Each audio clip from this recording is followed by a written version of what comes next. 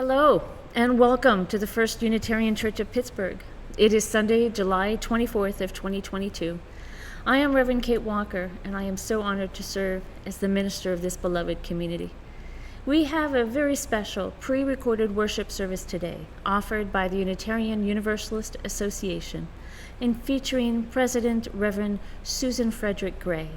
All the music and the readings are offered by Unitarian Universalist professionals ready to explore the hallmarks of our Unitarian Universalist theology. This introductory segment is also pre-recorded as I'm on vacation at this time. I'll be back for worship live on August 14th with my annual Question Box Worship Service, where I will welcome your exploratory questions about theology and psychology and all sorts of odd things, including tea. If this is your very first time with us, please know we are a people of many beliefs, many origins, sexualities, and genders. We are all growing, all learning, and we're all loved. Just as you are welcome. We are working for justice wherever the heavy weight of oppression has dug into the fabric of life. We would love to be in touch with you. If you have not already done so, please go to our website, firstunitarianpgh.org. That's first-unitarian-pgh.org, and sign up for a weekly newsletter. You'll find it on the bottom of the homepage. You're also invited to join us for social time, which will be live following this worship.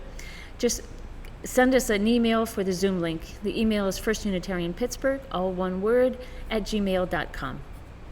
Please remember this church in the weeks to come with your financial generosity. We welcome your gifts via check or through our member portal on our website.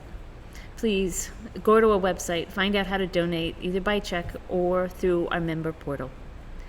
I now invite you to allow yourself to arrive for worship, mentally, physically, and spiritually, however that means for you.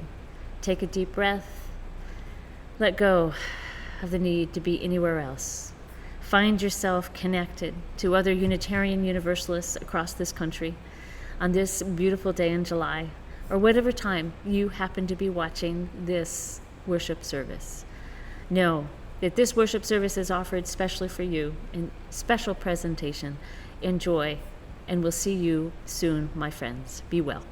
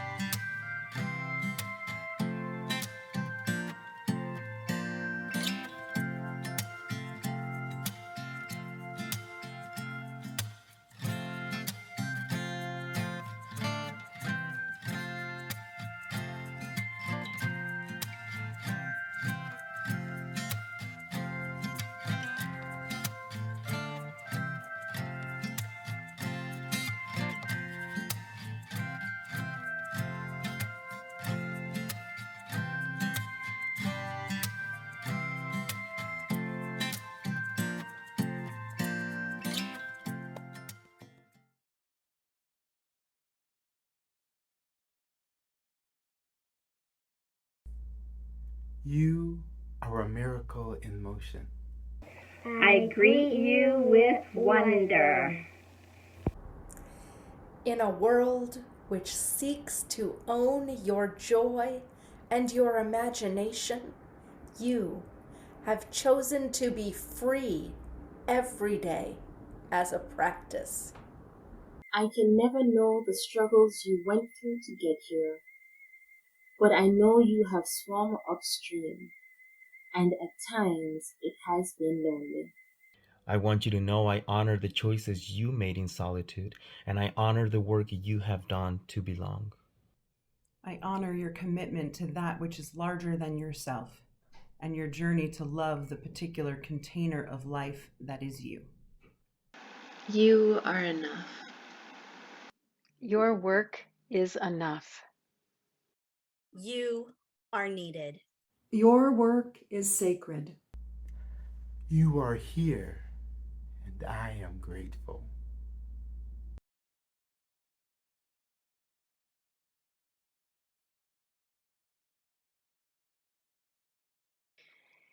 You are enough. You are needed.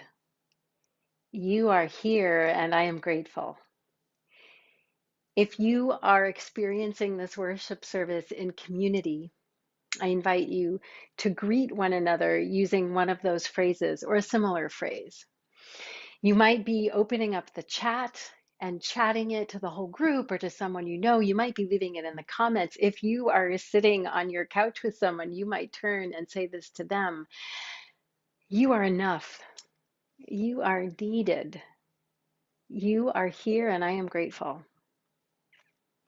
Now, if you're not experiencing this worship service in real time in community, you still have a community.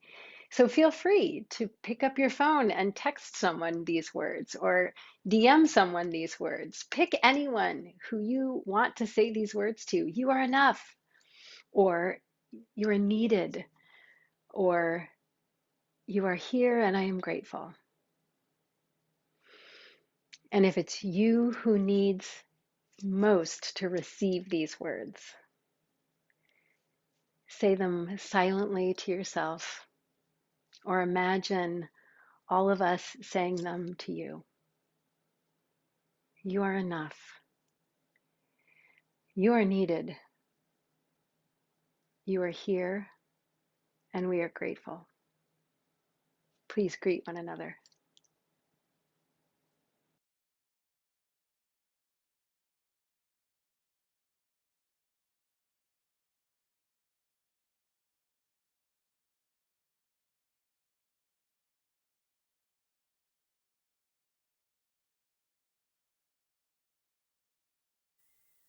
When I was younger, I enjoyed using multiple colors of embroidery floss to create friendship bracelets.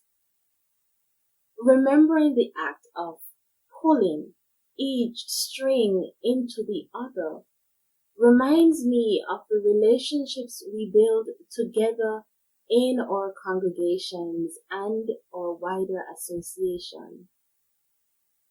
Though our theologies, identities, and lived experiences vary, we choose to come together because we share a common vision. And just as when one of the threads fray a little and I gently pull it back into the pattern, so too do we call each other back into relationship when we inevitably fail to live up to our principles, values, and covenants. Friends, beloveds, may the light of our chalice illuminate the paths we're on and remind us that though our paths are many, we travel side by side, for our dreams and goals are woven together.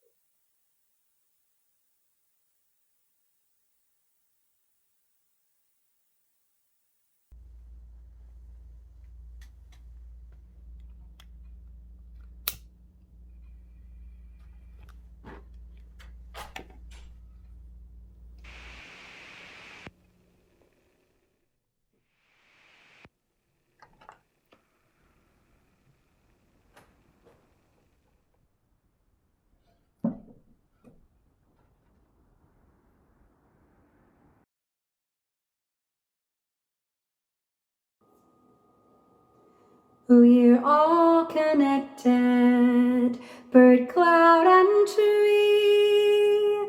We're all connected, earth, wind, and sea. Woven in a single garment of destiny, we're all connected, breath, you and me. We're all connected, bird, cloud, and tree. We're all connected, bird, cloud, and tree. We're all connected, earth, wind, and sea. We're all connected, earth, wind, and sea. Woven in a single garment of destiny, woven in a single garment of destiny, connected, breath, you and me. We're all connected, breath, you and me. We're all connected. We're all connected. Bird, cloud, and tree. Bird, cloud, and tree. We're all connected. We're all connected. Earth, wind, and sea. Earth, wind, and sea. Woven in a single garment of destiny. We're all connected. We're all connected. Breath, you and me. Breath, you and me. We're all connected. We're all connected. Bird, cloud, and tree. Bird, cloud, and tree. We're all connected. We're all connected. Earth, wind, and sea. Earth, wind, and sea. Woven in a single garment of destiny. We're all connected. We're all connected. Breath, you and me. Breath, you and me. We're all connected. We're all connected. Breath, you and me.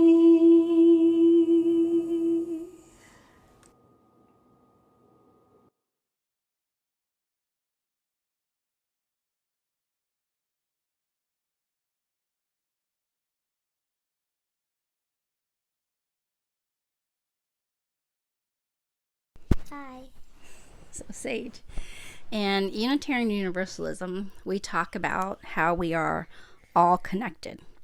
And when I say that all people in the world are connected, what do you think about that, or what does it bring up for you? I think it brings up like if everyone's connected, like on the ground, like how trees is touching. Like if one tree's here and one tree's there.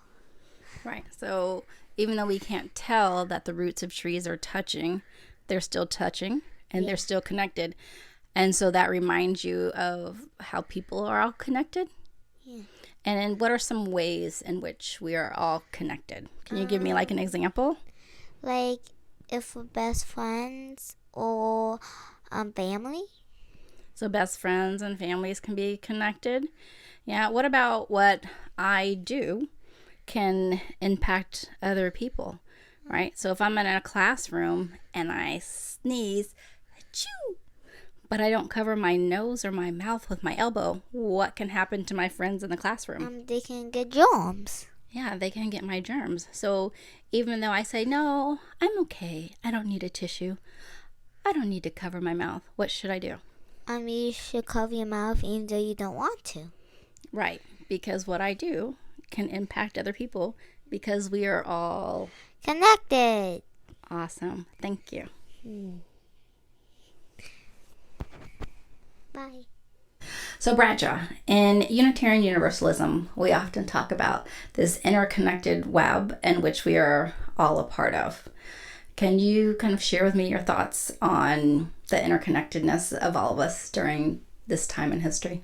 Not only do I think that humanity is a thing that connects us together, I also think it's experiences and what we've been through. So I always thought growing up that we were all connected, but I really felt like there was no way to share that or prove that. Like I felt like what I did impacted other people. And there were always those people who were like, the only thing that matters is what I do because I am the only person that it bothers. But then when we had COVID, that was a clear example that we are all connected because what I do impacts everyone else. So COVID started with one person, and now we saw this worldwide pandemic because people weren't washing their hands or wearing masks or social distancing or whatever you want to say they were or were not doing. But it clearly showed that we are connected, and what one of us does clearly impacts everyone else. So if I tear down a rainforest in some tropical location, it will impact people on the other side of the world. So what we do does matter, like not just for us, but for those outside of our sphere. So Bradshaw, what are your thoughts on that? I think that's true, but in the instance that you brought up with the trees being cut down, I think not only that connects us humans, but also us creatures of Earth, as that will affect the animals in the ecosystem. Oh, that's really good. I was only thinking of it as in terms of mankind, but I guess the interconnected web in which we are all a part also applies to animals and trees and whatnot. I really like that.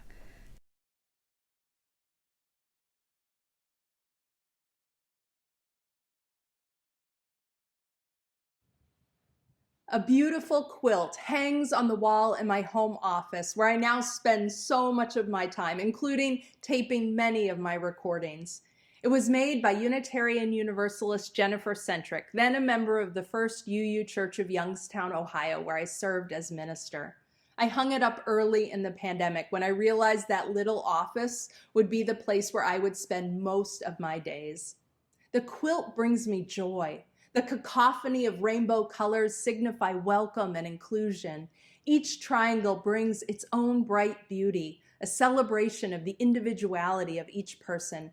And there's a whimsical line of stitching that runs throughout and along the quilt's border, bringing a feeling of playfulness and the joy that is present in belonging. As a whole, the quilt reminds me of how we are all stitched together, an expression of our fundamental interdependence. If there's one thing the last 2 years of pandemic have taught us, it's the reality of our inescapable interconnectedness. Experiencing wave after wave of COVID-19 spreading quickly across the globe reminds us that our lives are inextricably woven together. Early in the pandemic, we learned to wear masks, understanding that I wear my mask to protect you, and you wear your mask to protect me. We rely on one another, and we can act to protect one another, or our actions can put each other at more risk. As Unitarian Universalists, we have long articulated the importance of interdependence. We name it in our principles. We know it from our understanding of science and biology, and we understand it as Universalists who reject ideologies of supremacy rooted in notions of the saved and the damned, instead embracing the worth and dignity of every person and the knowledge that no one is outside the circle of love. We know we belong to each other, and we belong to the earth and the web of creation itself. So what does this reality of our interdependence mean for our theology? Well, it's reflected in one of the ways we describe Unitarian Universalism. We say we are not a creedal tradition, but a covenantal one. We don't have a creed which all must profess. We don't all believe the same things about the nature of God or gods, or even share the same religious background. But what does bind us? The promises we make to one another about how we will live together in community and how we will live together in our larger world. You see, as Unitarian Universalists, a far more important question than what do you believe is how are we to live? And we answer this question through covenant. Covenant is our religious response to our fundamental interdependence. Because we are interconnected, because we belong to each other, our religious and moral impulse guides us to make promises to nurture the threads of our connection with justice and compassion and equity.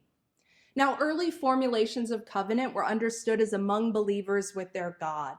But over the centuries, the influence of Unitarianism, Universalist theology, along with humanism, have reoriented our notions of covenant to be rooted in our relationships with one another, our wider humanity, and creation itself. We are a tradition concerned with the here and now and the conditions of people's lives today. One powerful example of this is how our principles are articulated as a covenant. We covenant to affirm and promote the inherent worth and dignity of all people. We covenant to create practices that nurture justice and abiding compassion into the fabric of human relations. We covenant to join our efforts to work for a world where the web of life is infused with peace, justice, and equity, such that all people can thrive in their wholeness. The Universalists called this aspiration the kingdom of God. Today, we call it the beloved community. Covenant is a centerpiece of our theology because it calls us to practice and live our deepest values and the greatest aspirations we have for ourselves, humanity, and our world. Now, it's not about checking boxes and getting everything right. It's deeply spiritual work. It requires humility, listening, forgiveness, and open-heartedness. Because we are human, we don't live our promises perfectly. But covenant teaches us how to seek forgiveness from one another and ourselves, and it teaches us how to heal and come back together. Covenants are life-affirming and life-saving because the truth is we need each other. We hold each other's well-being in our hands and in our actions, and this is not a burden, but an incomparable gift. It's why we love. It's why we create enduring friendships. It's why someone's art can stir another's heart. It's why we gather in religious community and are deeply held and changed by its presence in our lives. Just like that quilt that hangs in my office, our UU principles reflect our fundamental interdependence and the role that covenant plays as a North Star, a guide for how we live and our commitments.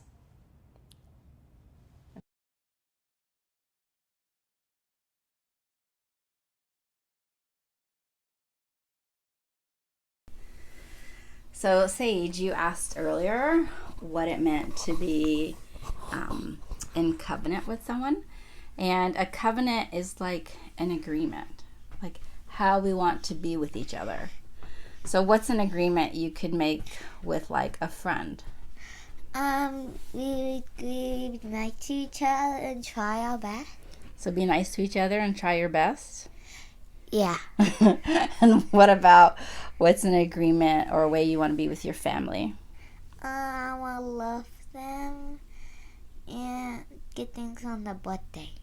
Love them and get them things on their birthday? You're so sweet.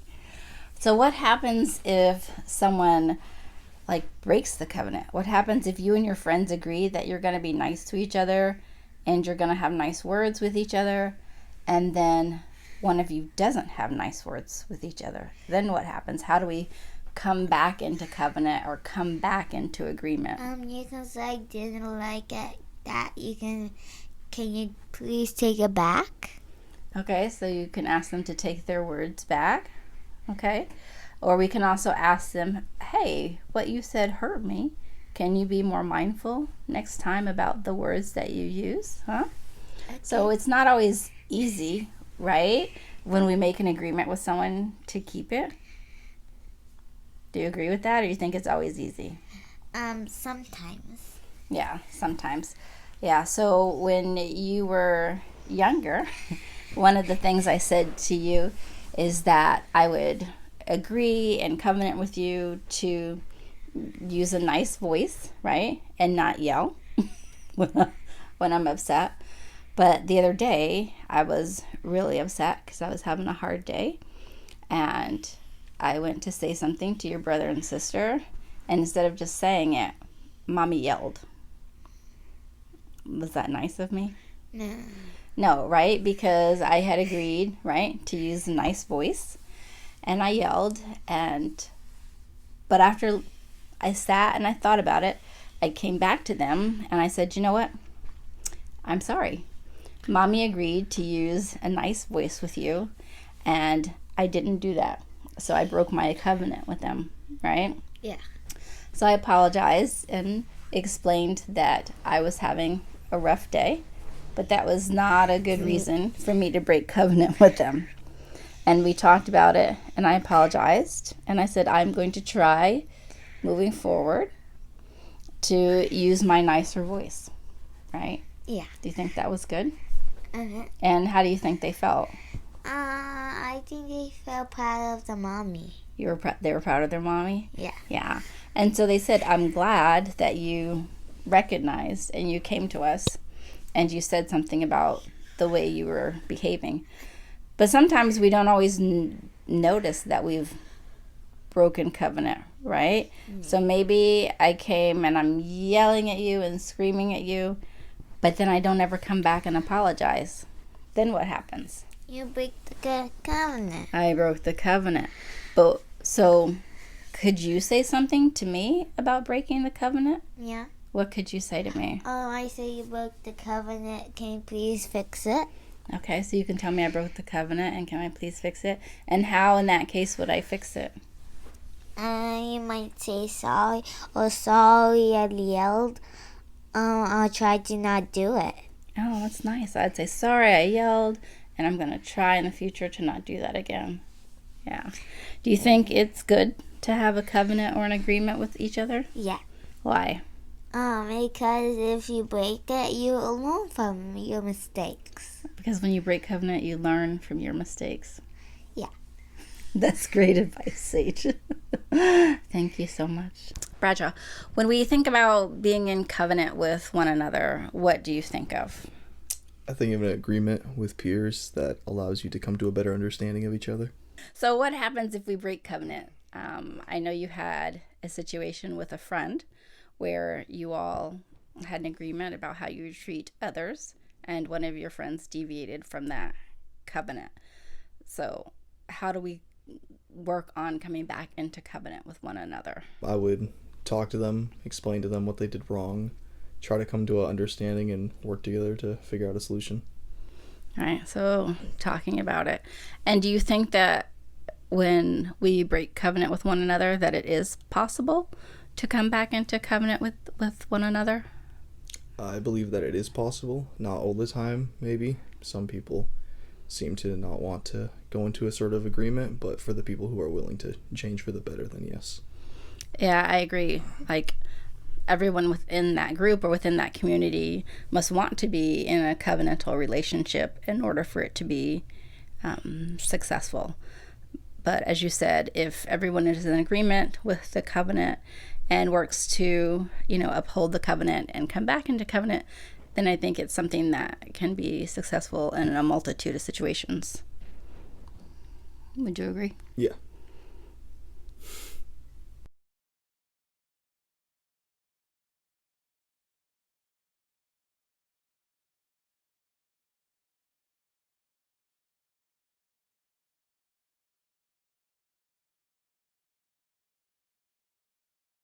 This we know. We belong to each other. In 1963, the Reverend Dr. Martin Luther King Jr. articulated this truth from a narrow cell in Birmingham, Alabama. In his now famous Letter from a Birmingham Jail, King shared his sense of disappointment with white, moderate clergy who condemned the tactics of nonviolent direct action to confront the racist police violence, segregation, and Jim Crow laws of Birmingham.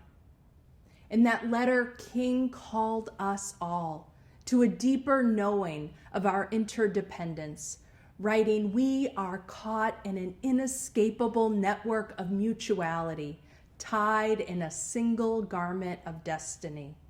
Whatever affects one directly affects all indirectly." King offered this soaring image along the backdrop of lament, frustration, and disappointment at the clergy who preach the values of equality, but in the moment of need and opportunity for real and material change in the lives of Black Americans, condemned King. I imagine on a personal level that all of us know this feeling of disappointment and anger at being let down by those who you thought were with you and would show up alongside you in your moment of need. It's painful. And right now, we are all experiencing layers of this deep personal, social, and collective lament. As a religious community, we know these things to be true, that no one is outside the circle of love, that every person has worth and dignity, that love and compassion are the foundation for the world we need. We know this, and yet everywhere we see these values forsaken. For decades, we have witnessed the erosion of bonds of care, compassion, and shared investment in community. In just the 46 years of my lifetime, we've witnessed devastating rise of inequality, poverty, and indebtedness in the U.S.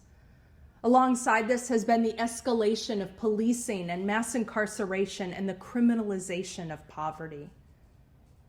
For more than a decade, we've witnessed the explicit political embrace on the right of dehumanizing and divisive rhetoric and policy rooted in racism, xenophobia, patriarchy, homophobia, transphobia, ableism, anti-Semitism, and Islamophobia.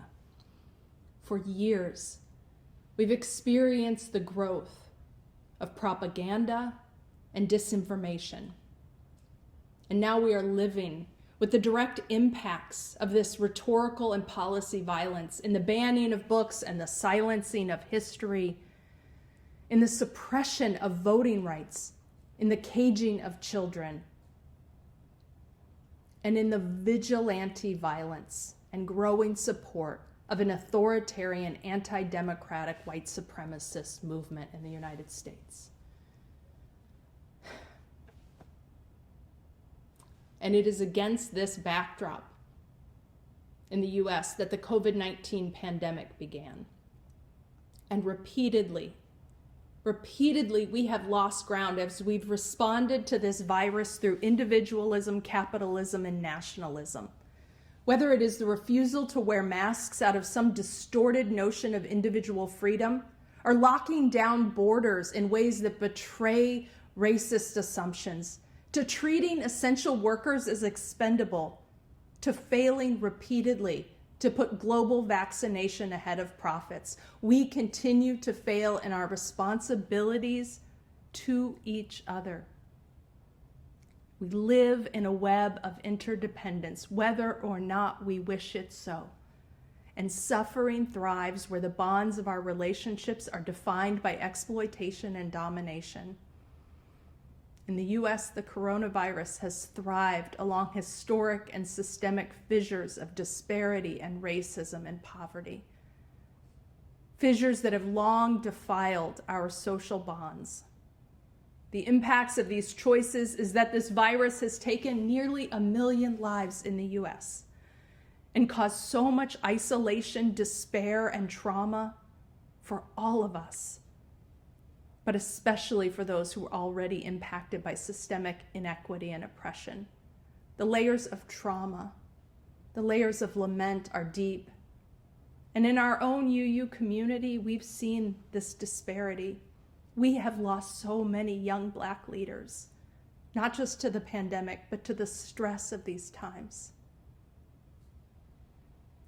The deep lament is because the crisis of this pandemic, alongside the crisis of global climate change, of which the two are not unrelated, actually creates the necessity and the opportunity to draw humanity together for collective action to save lives and protect the future of our species.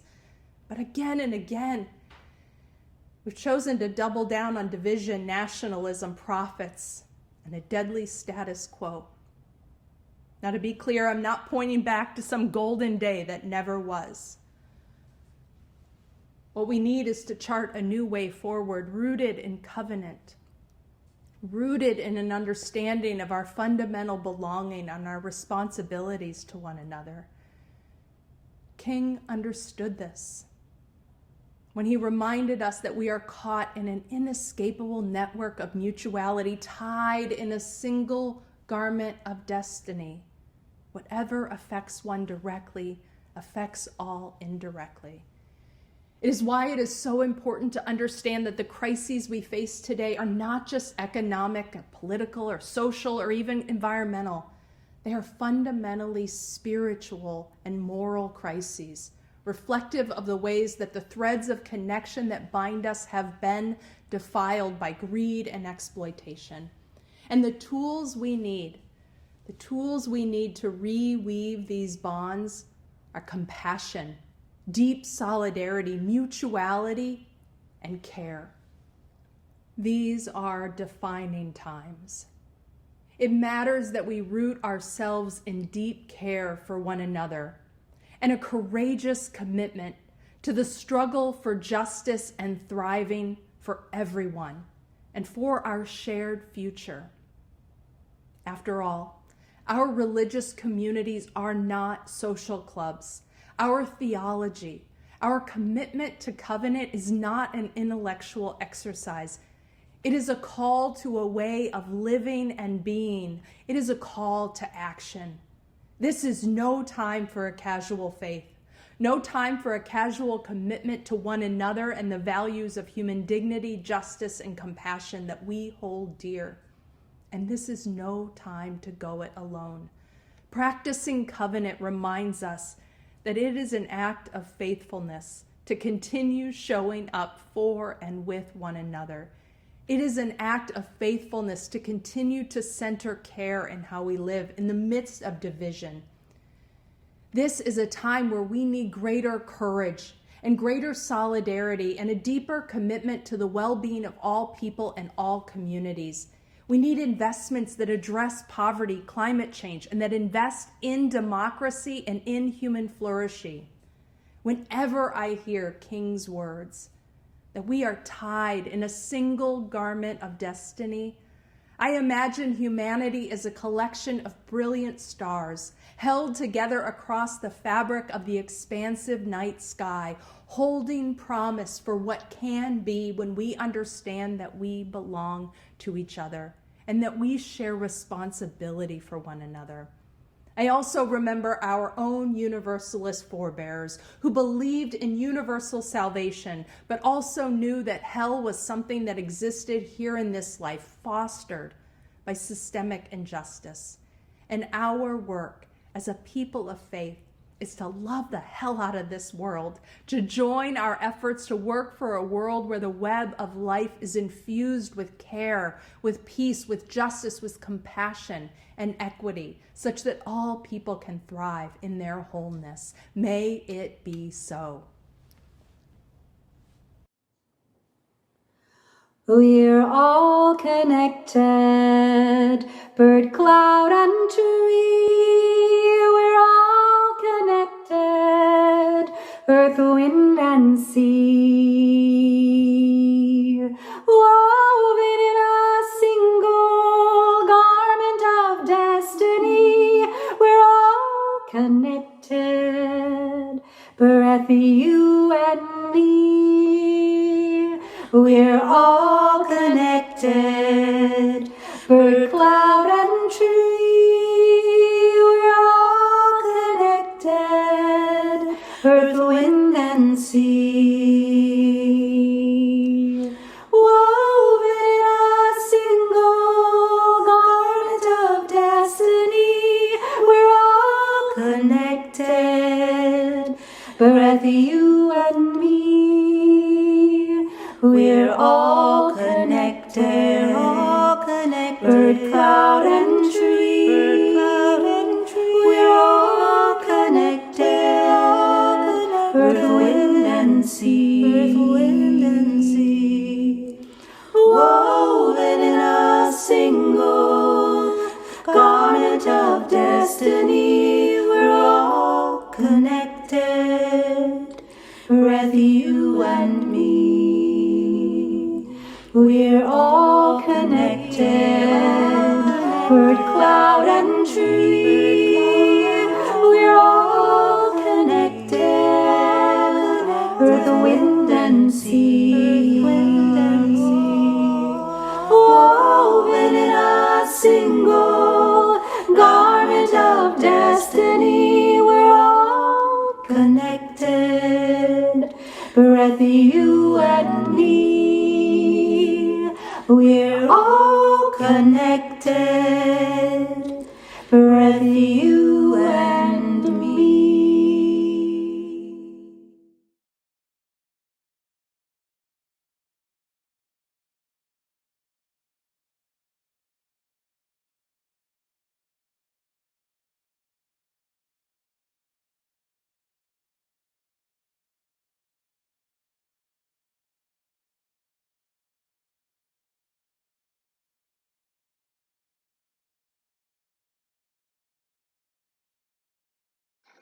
When covenant breaks.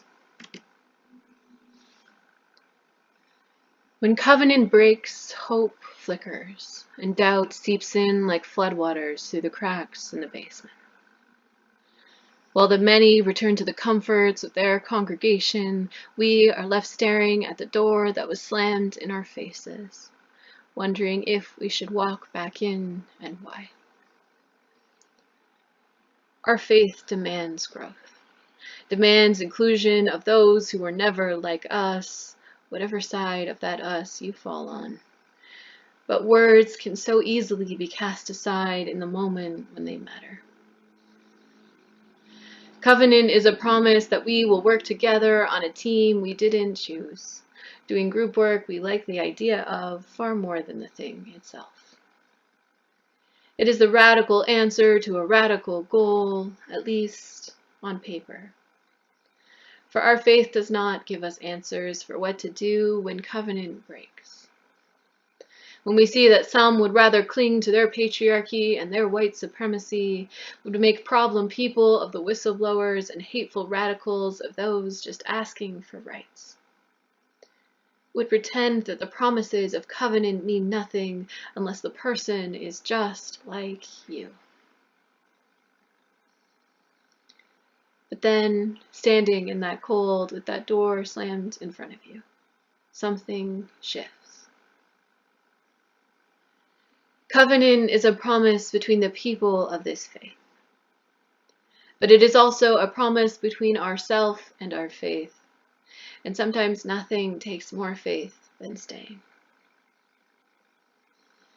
Choosing to speak of your broken heart to those who are brave enough to face change.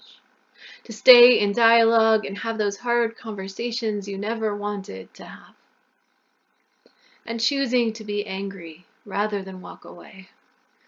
All of these are holding true to your promises.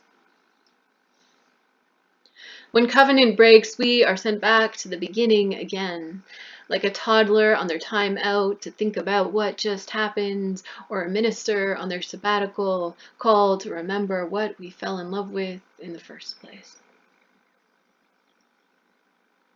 This ship is not sinking. It is only rocked by the violent waves of oppression, and everyone has contributed to the oppression of someone, if not everyone. May that humility keep us listening even when our own pain hasn't been heard yet.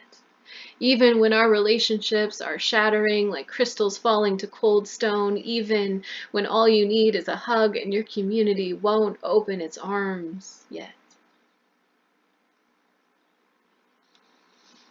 When covenant breaks, we need to come home to trust. To trust that there are others out there who would have supported you if they were only there. And to trust that our faith will always be here tomorrow, bound by nothing more or less than the promises made by people willing to fight. Like a golden web glimmering with dew in the first light of morning, because when covenant breaks, it is a tear merely, in a web still holding strong. And as long as we believe in ourselves and in the greatness that we could become together, then we can always come back tomorrow, roll up our sleeves, and start weaving again.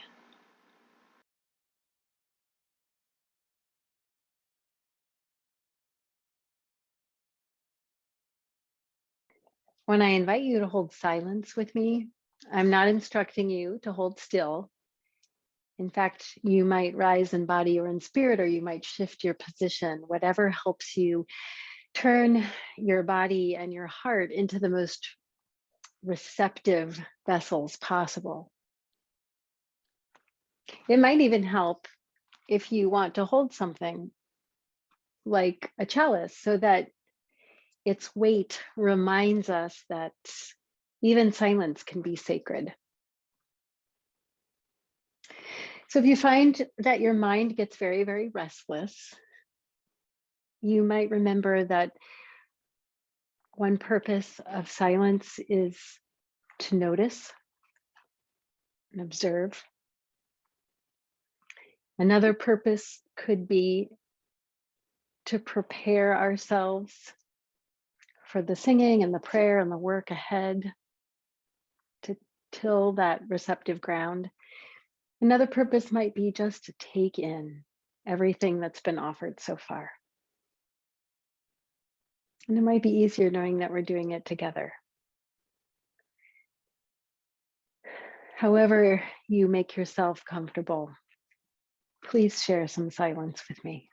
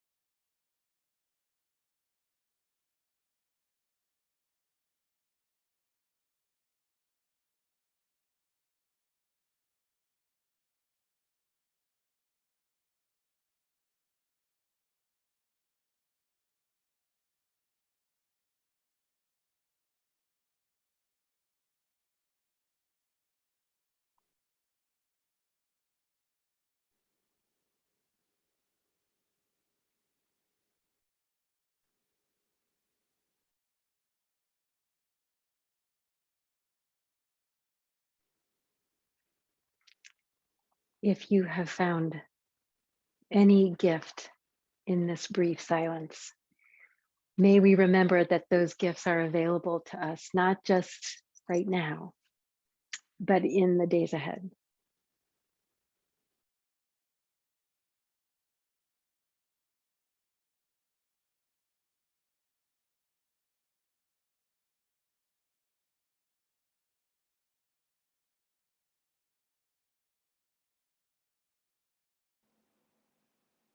All of us have hearts full of holes where arrows have landed. And all of us at some time or another have been the person who inflicted that hurt on someone else. How many times and in how many ways can you think of the times that you have felt stung, that you felt a relationship been torn asunder? And how hard is it to take the armor off and to do that vulnerable work of seeking repair, of asking forgiveness, of extending trust once again, or of naming the things that we need from each other in order to begin that work of returning and returning and returning. Whatever the word prayer means to you, however you understand it, I invite you to pray with me.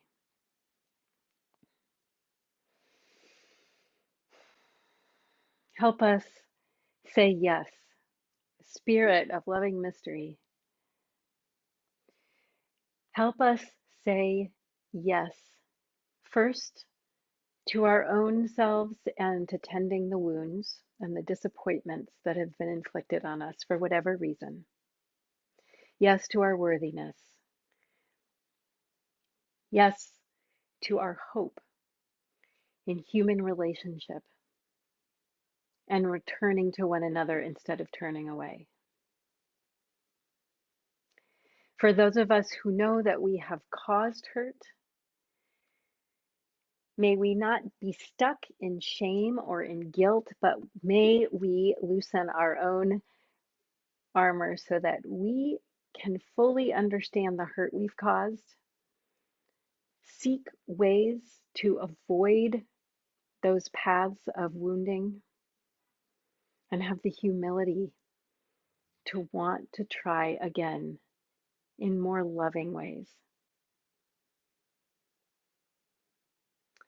Mysterious love, often we are bystanders. Often we witness pain being tossed between two people or more. May we be willing to be custodians and guardians of love. May we interrupt when interruption is called for. May we call people to their fullest selves. May we name oppression when we witness it. But may we each be a member of community and of cohesion and of connection that calls people to accountability, but also to love, where we say yes to one another, where we say yes to that which is life-giving, yes to repair, yes to love in action that looks like the earning of trust and the guarding of trust. May we remember that our communities are woven through our speech and our actions and our trust and our teamwork. And may we keep showing up to do that sacred, holy work so that we can say yes to one another, to carry one another forward.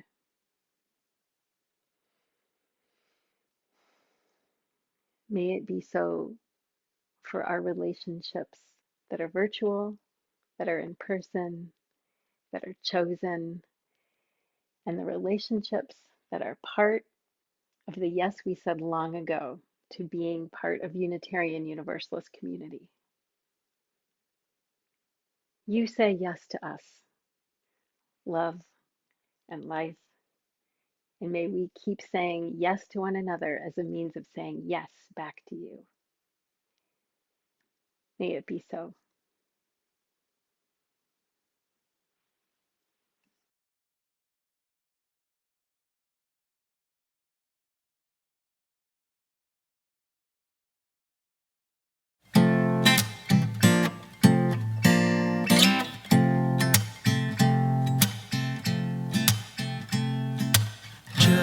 Just as long as I have breath, I must answer yes to life.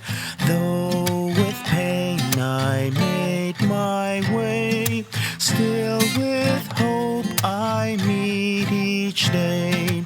If they ask what I did well, tell them I said yes to life.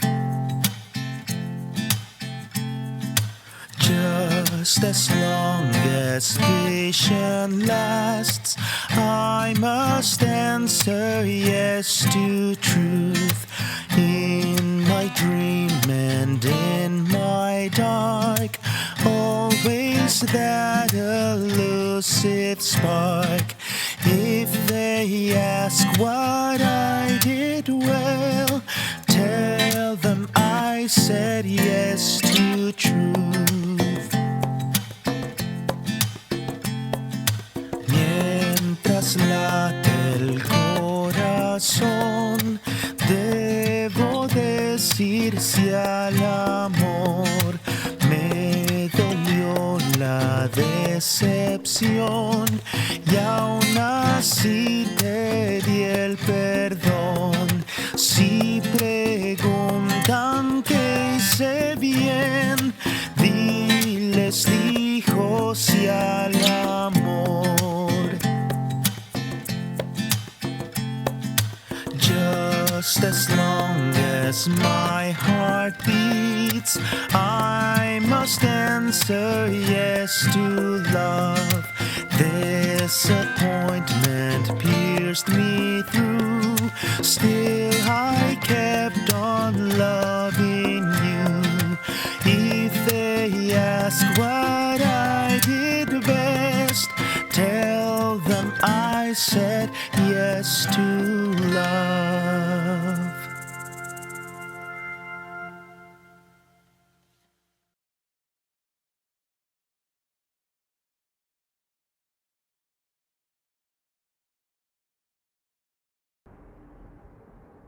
A spark of the holy can never be extinguished. Our chalice flame lives on each week in the very marrow of our bones, in the sparks of creativity and the glimmers of love which infuse and invigorate the best moments of our day-to-day.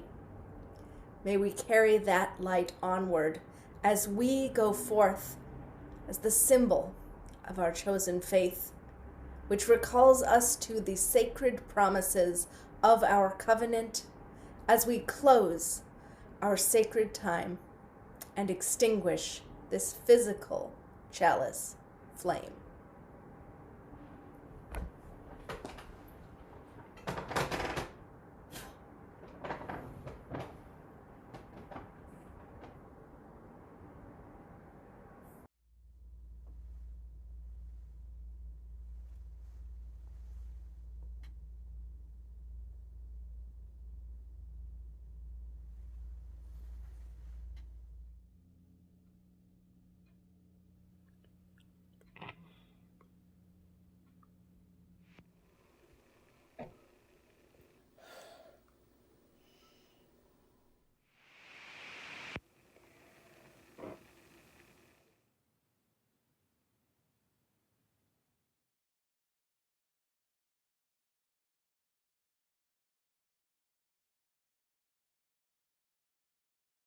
We are not alone, though sometimes we forget that truth.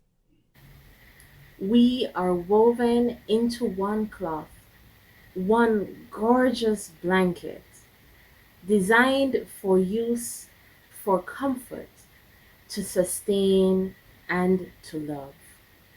And each and every day, this world advertises the potential of our shared beauty. It is there for the taking, for the making, for the weaving.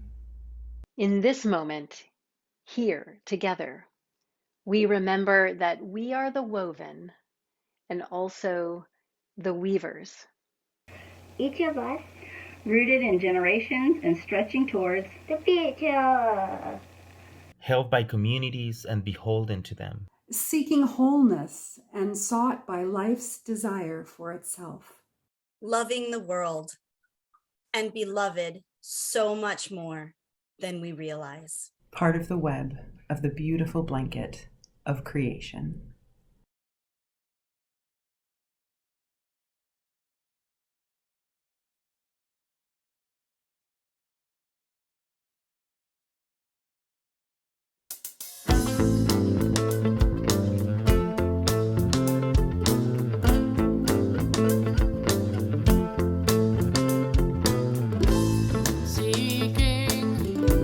Searching, wanting to belong.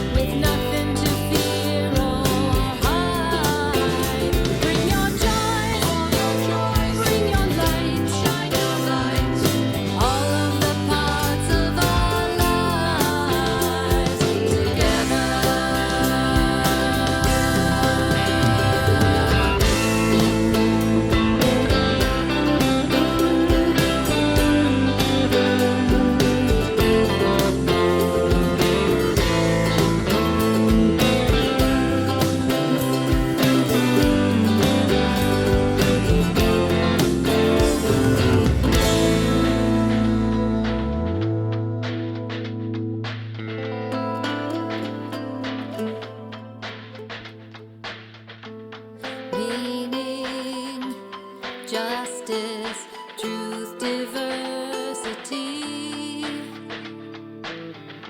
They found a true community.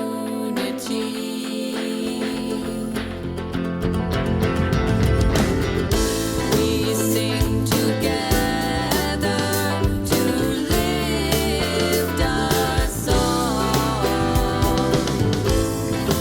and weave a world of harmony.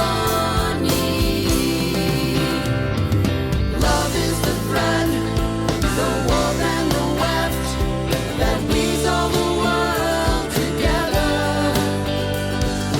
Love is the thread in the tapestry of life, woven through time together.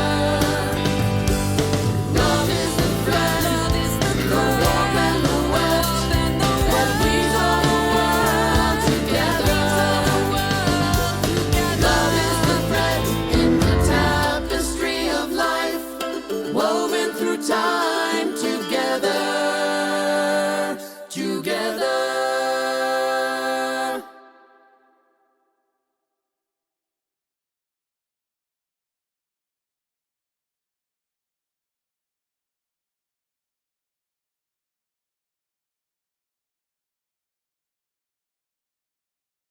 Okay.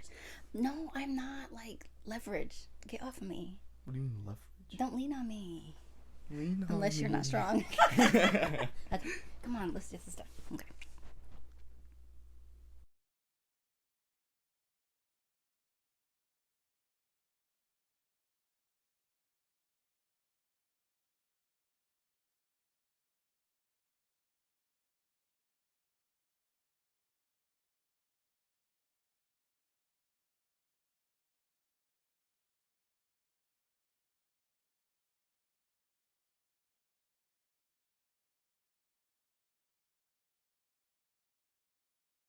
Do you want to say your joke now? Okay, why did the pickle cross the road?